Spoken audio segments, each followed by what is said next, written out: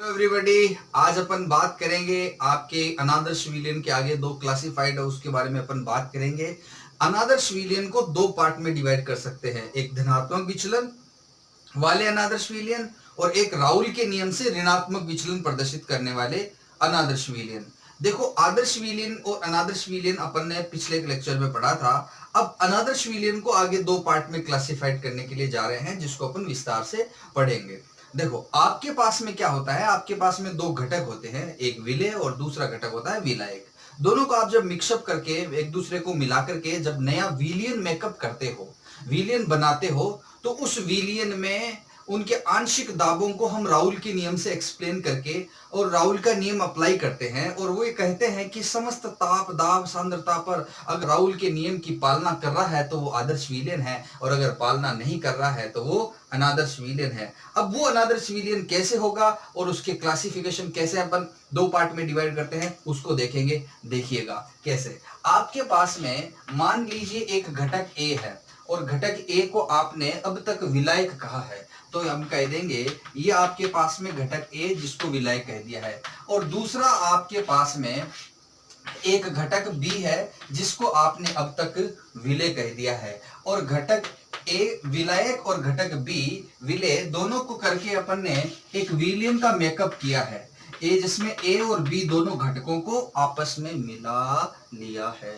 अब आप कहोगे कि सर विलयन तैयार है, पात्र भी बंद है, तो अब आप कहेंगे कि सर घटक ए और बी आप कह देंगे कि वाष्प दाब लगाएंगे द्रव की सतह पर, द्रव की सतह पर इनका एक वाष्प दाब लगेगा, वाष्पित होंगे, साम्य अवस्था होगी, तो द्रव वाष्प के अणु इस द्रव की सतह पर एक वाष्प दाब क्रिएट करेंगे और उन वाष्प दाबों को घटक ए का आंशिक दाब पी ए कहेंगे और घटक बी का आंशिक दाब पी बी कहेंगे।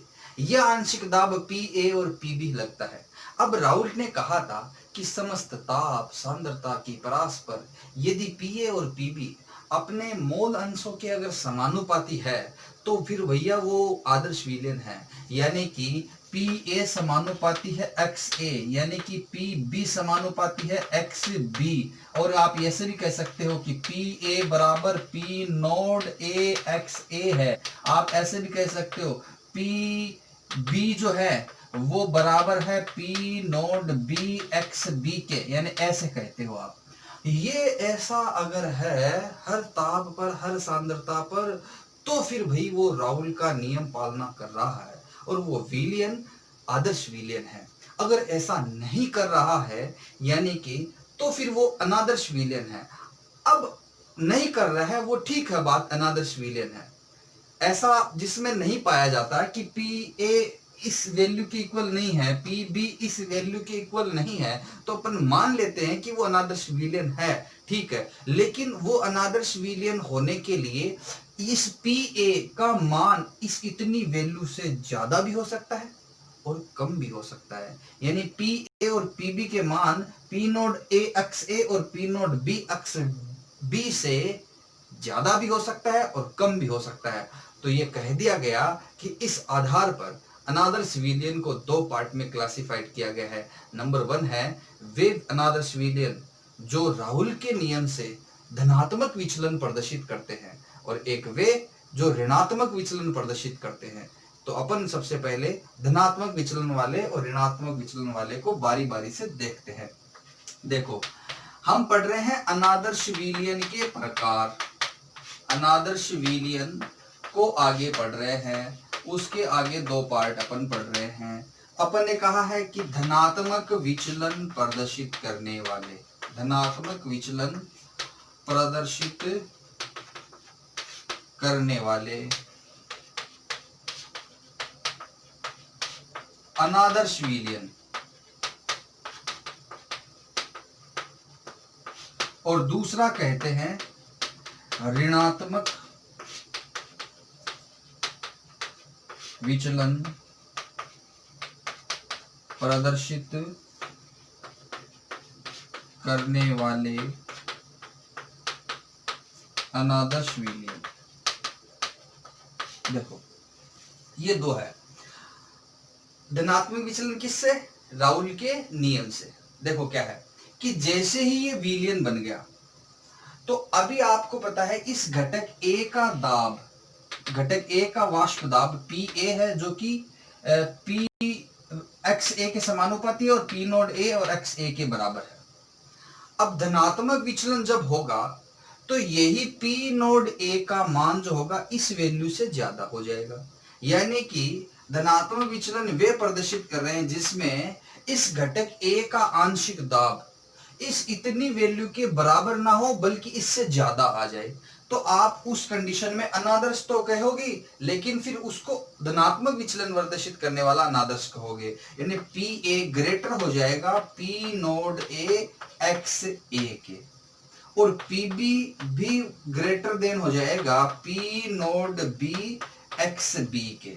देखो इक्वल्स टू होता तो आदर्श विलयन था, अभी नॉट इक्वल्स टू आ रहा है इस और इस वैल्यू के, इसका मतलब अनादर्श है। अब अनादर्श में भी धनात्मक विचलन वाला क्यों है? क्योंकि इस पी ए की वैल्यू इस वैल्यू से ज्यादा है, इस पी बी की वैल्यू इस वैल्यू से ज्यादा है, इसलिए क्या है? धनात्मक विचलन प्रदर्शित करने वाला विलयन है।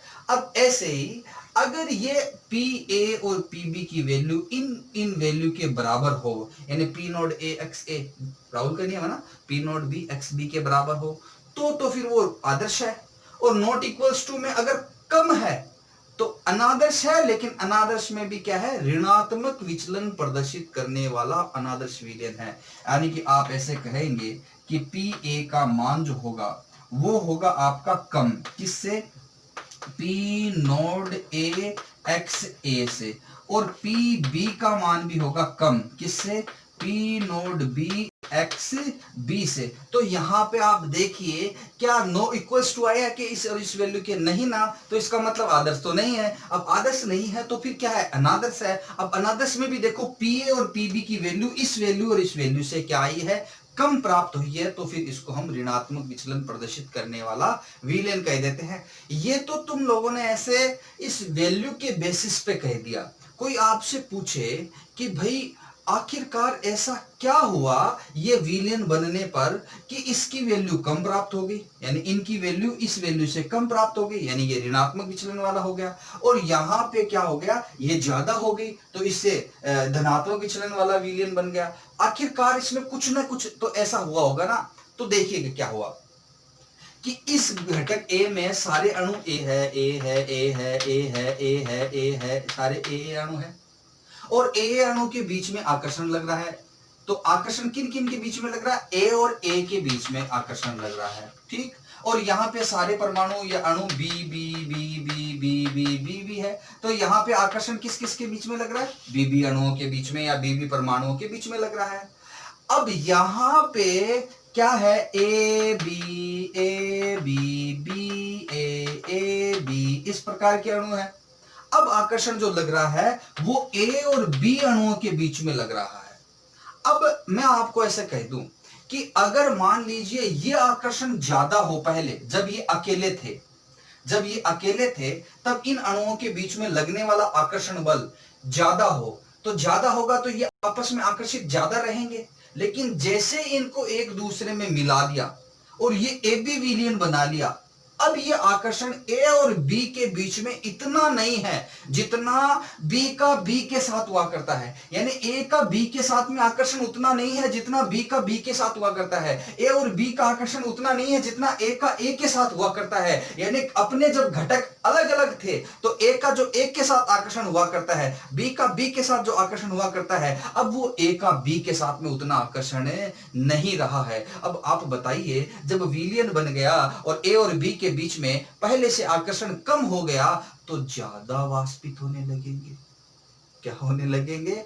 पहले से ज्यादा वाष्पित होने लगेंगे, क्योंकि वो एक दूसरे से तो जुड़े हुए हैं नहीं, थोड़े फ्री हो गए पहले से, पहले ज्यादा एक दूसरे से आकर्षित हो रखे, थे, लेकिन अब थोड़े हल्के हल्के आकर्षित हो रखे हैं, तो क्या होगा? जल्दी से उड़ेंगे, जल्दी से वाष्पित होंगे, ज्यादा से ज्यादा वाष्प दाब लगाएंगे, किस पर? द्रव की सतह पर। तो वाष्प दाब क्या हो गया? बढ़ गया। वाष्प दाब बढ़ गया, इसका मतलब विचलन कैसा है? धनात्मक है या ऋणात्मक? धनात्मक विचलन है। तो आप कहेंगे धनात्मक विचलन वे विलयन प्रदर्शित करते हैं जिनमें ए आकर्षण बी आकर्षण तो हो ज्यादा, और ए बी अंतरायनिक आकर्षण, अंतर आणविक आकर्षण, अंतर परमाणविक आकर्षण जो होगा वो होगा कम। कम हो जाने की वजह से वाष्प दाब ज्यादा वाष्पित होकर के द्रव की सतह पर ज्यादा से ज्यादा वाष्प दाब लगाएंगे, और वाष्प दाब अगर बढ़ जाए, राहुल के नियम के अकॉर्डिंग ना हो, उससे ज्यादा प्राप्त हो जाए, तो फिर ऐसे विचलन को धनात्मक विचलन कह देते हैं। बात आई क्या समझ में धनात्मक विचलन की? अगर धनात्मक आ गई है ना, तो ऋणात्मक तो खुद ही अब बात आने लगेगी कि सर इसका विपरीत कर दो।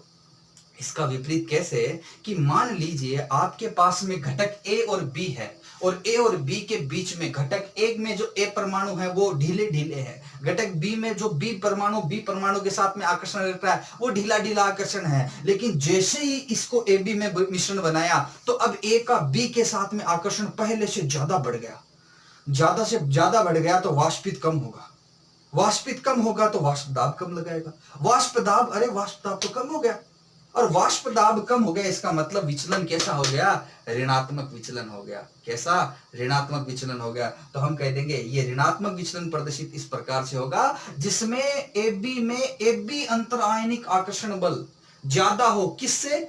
घटक ए के आकर्षण बल और घटक बी अणुओं के अंतर आणविक आकर्षण बल से ज्यादा हो जाए इस एबी का अंतरायनिक आकर्षण बल, जिसकी वजह से ज्यादा हो जाने के कारण क्या होगा? थोड़ा सा वाष्पित होगा, थोड़ा सा वाष्प दाब लगेगा, वाष्प दाब कम हो जाएगा, और जैसे ही वाष्प दाब कम होगा, आपने कह दिया अरे ये क्या हो गया, ये तो पहले से कम हो गया, राहुल के नियम से भी कम हो गया, ये तो आकर्षण जो राहुल बताता है उससे भी कम आपको मिल गया, तो आकर्षण बल ये वाष्प दाब राहुल के अकॉर्डिंग नहीं हो रहा, राहुल से ही कम आपको वाष्प दाब कम मिल रहा है। इसका मतलब कि भाई ये तो ऋणात्मक विचलन प्रदर्शित करने वाले विलेन हो गए। अब मैं आपको इसी से एक बात पूछूं कि जब आकर्षण इनमें ज्यादा हो जाएगा ऋणात्मक विचलन वाले में, तो जगह कम घेरेंगे या पास पास में आ जाएंगे? पास पास में आ जाएंगे। पास पास में आ जाने की वजह से आयतन में परिवर्तन जो है वो घटेगा या बढ़ेगा? आयतन बढ़ेगा या कम होगा? आयतन कम हो जाएगा। तो डेल्टा एच डेल्टा वी यानी आयतन में परिवर्तन हो जाएगा। यहां पे आकर्षण अलग है, यहां पे आकर्षण अलग है, और यहां पे आकर्षण बढ़ गया, तो इसका मतलब जितना ए आकर्षण है उतना जितना बीबी आकर्षण है उतना अब ए बी आकर्षण नहीं है। तो जितनी जगह ये घेरते हैं, जितनी जगह ये घेरते हैं, उतनी जगह अब ये दोनों मिलकर के नहीं घेर पाएंगे, कुछ कम घेरेंगे। ये अगर 2 लीटर आयतन घेरता है, ये 2 लीटर घेरता है, तो ये 4 लीटर नहीं आएगा। हिसाब से तो राहुल के अकॉर्डिंग तो 4 लीटर आना चाहिए, कुछ कम प्राप्त होगा ऋणात्मक विचलन वाले में। कारण क्या है? कारण यह है कि आकर्षण बढ़ गया, आकर्षण बढ़ने की वजह से आयतन अब 4 लीटर से भी आपको कम मिलेगा, मान लो तो कम मिलेगा। तो डेल्टा वी का मान जो होगा वो आप कह दोगे पहले से कुछ परिवर्तन जो होगा वो ऋणात्मक हो जाएगा, कुछ कम हो जाएगा। अब धनात्मक विचलन वाले में क्या हो रहा था?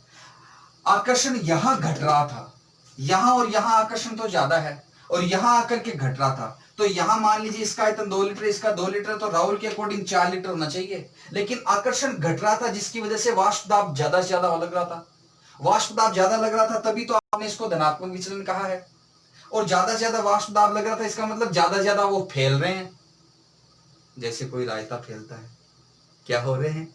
फैल रहे हैं। और फैल रहे हैं इसका मतलब आयतन पहले से क्या हो गया? बढ़ गया। तो 4 लीटर नहीं, 4 लीटर से थोड़ा ज्यादा आयतन प्राप्त होगा।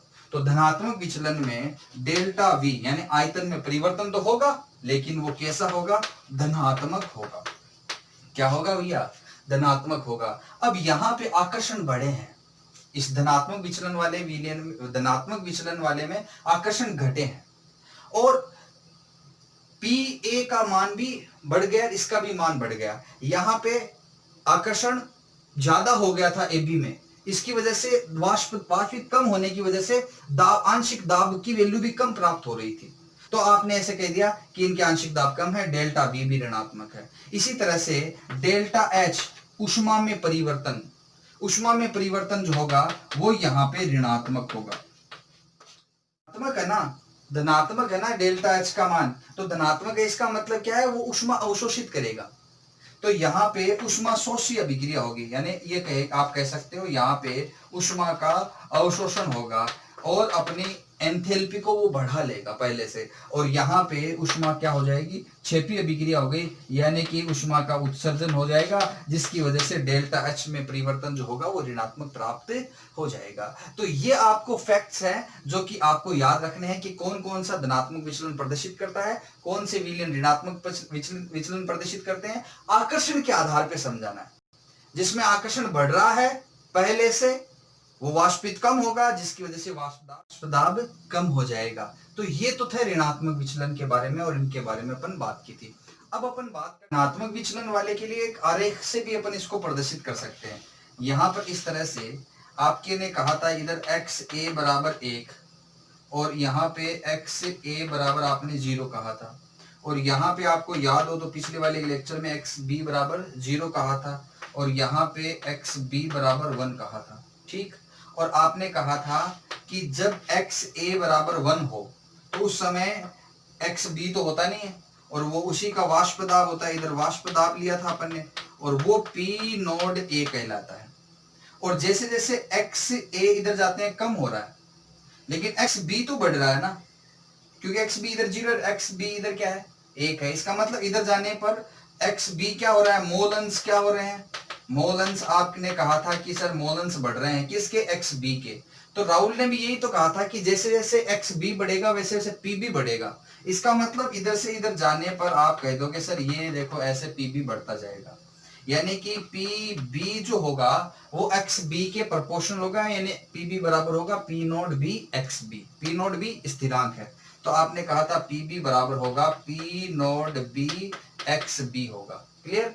अब देखो इधर आ रहे थे तो एक्स ए बढ़ रहा है, इधर देखो एक्स ए यहाँ पे 0 है और यहाँ पे एक्स ए 1 है, ठीक है। तो इधर जाओगे तो एक्स ए बढ़ेगा, तो इधर से ये सीधी रेखा आपको प्राप्त होगी एक्स ए के लिए, और वो एक्स ए के लिए आपको एक सीधी रेखा प्राप्त होगी जो कि पी ए को प्रदर्शित करेगी, और पी ए किसके समानुपाती है, एक्स ए के, इसीलिए आपने कहा एक्स ए इधर बढ़ने से पी ए बढ़ रहा है, सीधी रेखा प्राप्त हो रही है, और ये बराबर होगा आपके P naught A X A के। देख लो यहां से, क्लियर है। अब आपने कहा कि यहां पे देखो इस रेखा पे सिर्फ एक्स बी यहां पे इक्वल्स टू 1 है, एक्स ए तो 0 है, इसलिए अधिकतम किसका होगा, यहां इस पॉइंट पर पी नोड बी होगा। क्लियर। फिर मैंने कहा था इन दोनों को जोड़ दो, इन दोनों को जोड़ दोगे तो पी टोटल की वैल्यू आएगी जो कि P A plus P B के बराबर होगी, यानी इस और इस दोनों को अपन जोड़ करके ऐसे लिख सकते हैं। ये तो एक आदर्श ग्राफ है।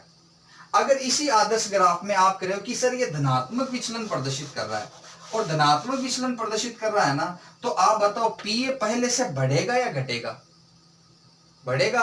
तो आप ग्राफ को ऐसे ड्रॉ करोगे, ये लो धनात्मक विचलन को प्रदर्शित कर रहा है, और ये रेखा पीबी की है, लेकिन ये तो राहुल के नियम से जो आदर्श विलयन है उनके लिए है। धनात्मक विचलन वालों के लिए आप कह दोगे सर ये सीधी नहीं रहेगी, थोड़ी सी इस तरह से वक्र टाइप की हो जाएगी, जिससे ये प्रदर्शित कर रहा है कि ये पीबी थोड़ा क्या हो रहा है, बढ़ रहा है। इसलिए पी टोटल भी क्या होगा, आप कह दोगे सर इतना नहीं रहेगा, थोड़ा सा ज्यादा हो जाएगा। ये लो, ये धनात्मक विचलन हो गया, ये बढ़े हुए धनात्मक विचलन को प्रदर्शित कर रहा है, ये आदर्श को व्यक्त कर रहा है। तो ये जो डॉटेड लाइन है ये तो है आदर्श व्यवहार के लिए, और ये धनात्मक विचलन के लिए है। बात आ गई समझ में। आपको पिछले लेक्चर में ये देखना है कि ये बनाया कैसे था मैंने, क्लियर। तो आपको ये बात समझ में आती है। इसी तरह से देखो क्या है कि आपने ये कहा था कि इसीलिए ऋणात्मक विचलन को भी समझ लेते हैं। एक्स ए बराबर 1, एक्स बी बराबर 0, एक्स ए 1 है तो उस समय वो शुद्ध अवस्था में है और वो पी नोट ए होगा, क्लियर। और जैसे जैसे इधर जा रहे हैं तो बताओ क्या बढ़ रहा है, आप बोल दोगे सर एक्स बी बराबर तो 1 हो जाएगा और एक्स ए बराबर 0 हो जाएगा। एक्स बी 1 होगा ना तो उस समय पी बी की पी नोड बी की वैल्यू अधिकतम होगी इस पॉइंट पर, क्लियर। फिर इस तरफ जा रहे हैं तो किसका मोलन्स बढ़ रहे हैं, आप खुद देख के बताओ मोलन्स किसके बढ़ रहे हैं। इधर जा रहे हैं तो एक्स बी के बढ़ रहे हैं, एक्स बी तो 1 है, एक्स ए 0 हो रहा है, तो एक्स बी के बढ़ रहे हैं, इसलिए समानुपाती का लिए रिलेशन नहीं आएगा। तो ये यहाँ पे आपने कह दोगे कि ये तो डॉट डॉट से शो करो, ये तो पीबी नोड के लिए है, ये पीबी नोड के लिए है, पीबी नोड के लिए है, यानी कि पी बी बराबर है P naught B X B, P B के लिए है, किसके लिए? पीबी के लिए है, क्योंकि इधर से इधर जा रहे हैं तो एक्स बी बढ़ रहा है और एक्स ए कम हो रहा है। एक्स ए तो 0 लिखा है इधर से आने पर, और एक्स बी लिखा 1। इसका मतलब एक्स बी की मात्रा बढ़ रही है तो पीबी समानुपाती होगा। समानुपात के लिए सीधी रेखा आ जाएगी। इसी तरह से इस तरफ आ रहे हैं तो आप देखो इस तरफ आने से कौन बढ़ रहा है? एक्स ए इस पॉइंट पे 0 है, लेकिन इधर आकर पर 1 हो रहा है, मतलब इधर आने से बढ़ रहा है। तो ये जो रेखा होगी ना वो किसको व्यक्त करेगी? ये वाली रेखा, ये रेखा व्यक्त करेगी पी नॉट पी ए को, जो कि P not a X A के बराबर होगी। क्लियर? ये तो, और टोटल के लिए इन दोनों को अपन मिला देते हैं, फिर मैंने सीधी लाइन बना देती। हाय इंसान, ये पी टोटल को व्यक्त करेगी। अब पी टोटल जो होगा वो P A plus P B के बराबर होगा। ये तो है आदर्श विलयन के लिए, लेकिन हमने कहा है कि ये ऋणात्मक विचलन प्रदर्शित कर रहा है आदर्श व्यवहार से। मतलब पीए की वैल्यू थोड़ी ये आदर्श व्यवहार पे नहीं होगी, कुछ कम हो जाएगी। कम हो गई तो फिर लो भाई ये ग्राफ ऐसे कम पे दिखा दो। पीबी की वैल्यू भी ऐसे आदर्श रूप से सीधी बढ़ेगी नहीं, कुछ कम हो जाएगी, तो ये लो भाई कम दिखा दो। और पी टोटल भी आप कह दोगे सर ये इस तरह से दोनों पॉइंट को मिलाने से नहीं होगी, कुछ कम प्राप्त होगी, तो मैं कह लो भाई इस तरह से दिखा दो। तो ये जो लाइंस है ना, ये जो डार्क बनाई है, ये ऋणात्मक विचलन को प्रदर्शित कर रही है। ये जो डॉटेड लाइन है ना, ये धनात्मक विचलन को प्रदर्शित कर रही है। बोलो बात समझ में आई क्या? आ गई? तो इस तरह से हम क्या कर सकते हैं? धनात्मक विचलन का आरेख भी बना सकते हैं और ऋणात्मक का भी बना सकते हैं। जिसको आदर्श का बनाना आता है वो धनात्मक का भी बना सकता है और ऋणात्मक का भी बना सकता है। और आदर्श के लिए क्या करना है? धनात्मक के लिए क्या कर देना है? जो आपके आदर्श वक्र है उनको बढ़ा देना है और ऋणात्मक के लिए कम कर देना है। इतनी सी तो बात है। अब आगे देखो, एग्जाम्पल के बारे में बात करते हैं। एग्जाम्पल कौन कौन से हैं? क्लियर? तो एग्जाम्पल मैं आपको बताता हूं। धनात्मक विचलन प्रदर्शित करने वाले ये 4-5 एग्जाम्पल है, धनात्मक वाले, और ये है ऋणात्मक वाले एग्जाम्पल। जैसे मेथनॉल प्लस जल, ये इस दोनों का मिश्रण जो होगा वो धनात्मक विचलन प्रदर्शित करने वाला है, आपको याद रखना है। मेथनॉल प्लस कार्बन टेट्राक्लोराइड, ये भी धनात्मक विचलन प्रदर्शित करने वाला अनादर्श विलयन है। इसी प्रकार से एथेनॉल प्लस जल, acetone plus ethanol, acetone plus carbon disulphide. तो ये जो मिश्रण इनके मिलेंगे, ये मिश्रण, ये सारे मिश्रण जो होंगे वो ऐसे मिश्रण होंगे, ऐसे विलयन होंगे जो अनादर्श तो है लेकिन वो धनात्मक विचलन प्रदर्शित करेंगे। यानी कि इनका जो वाष्प दाब जो होगा वो राउल के नियम के अकॉर्डिंग नहीं होगा, उससे क्या होगा? ज्यादा हो जाएगा। ऋणात्मक में होगा तो उसमें कम हो जाएगा। जैसे क्लोरोफॉर्म प्लस एसीटोन, ये ऋणात्मक विचलन प्रदर्शित करने वाले अनादर्श विलयन के एग्जाम्पल है। पहला ये क्लोरोफॉर्म प्लस एसीटोन, दूसरा जल प्लस हाइड्रोक्लोरिक अम्ल। देखो HCl होता है ना, इसको बोलते हैं हाइड्रोजन क्लोराइड अगर वो गैस अवस्था में है तो, और पानी में घोला हुआ होता है तो बोलते हैं इसको हाइड्रोक्लोरिक अम्ल। तो आपको हाइड्रोक्लोरिक अम्ल ध्यान रखना है, ये हाइड्रोक्लोरिक अम्ल है, हाइड्रोजन क्लोराइड मत लिख के आ जाना। तो जल प्लस हाइड्रोक्लोरिक अम्ल, और वैसे भी जल में मिला रहे हो तो HCl क्या हो जाएगा? हाइड्रोजन क्लोराइड ना बोल करके फिर उसको हाइड्रोक्लोरिक अम्ल ही बोलेंगे। तो इसका भी मिश्रण क्या होगा?